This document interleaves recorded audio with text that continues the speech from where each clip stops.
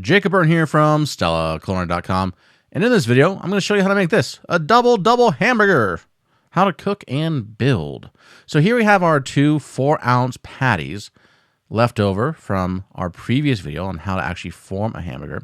Now, I like to make a little indentation with my fingers and my thumb in the center of those patties before I season them. And the indentation is going to keep them from shrinking inward and turning into like an oblong, misshapen meatball instead of a nice flat patty. So there's a little trick for you. Now, because these patties are so thin, I need to make sure that I am searing them in a really hot pan. If you're doing these on the griddle, same thing, right? So a hot pan on the griddle. Now, if I'm using a cast iron pan, I like to just coat it with oil and then dump out any excess, and I'll even go back with a paper towel, give it a quick little wipe. Because I don't want it super oily. I just want to create that non-stick surface, which we create by first getting our pan super hot and then adding in a high smoke point, neutral flavored oil. Now, the patties go directly down, salt side down. Well, it doesn't really matter, but I'm putting them salt side down. And you're going to give them a nice hard sear. Now, here is one little thing that you have to decide for yourself.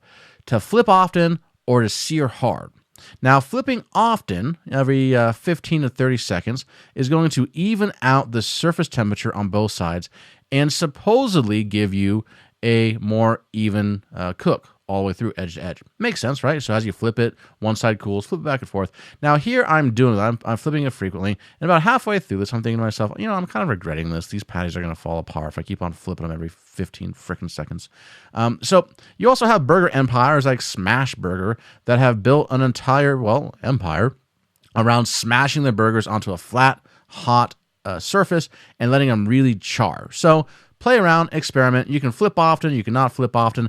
If it starts to act up and flame up on you, if you're cooking in a pan, you can just blow out the flames, or you can have a lid close by and cover with a lid if you like. If you're doing this on a barbecue grill, you can just have some water in a spray bottle and give it a quick little spritz so that way it doesn't flame up. But either way, you can see how, even though we flipped it often, the patties still held together, and they have a nice dark golden brown on the outside. So our patties have been brown, and the Maillard reaction is to a satisfactory level. So we're going to have that nummy brown meat flavor. So at this point, I'm going to remove this to a plate. That patty's getting close to falling apart.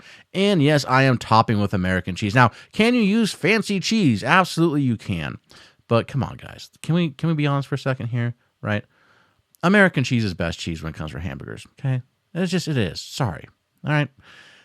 Place the two patties on the bottom bun with the mayonnaise on the very bottom. So if you coat the bottom bun with the mayonnaise, it's going to create a moisture barrier that's going to keep all those juices from that hamburger patty from sogging out your patty.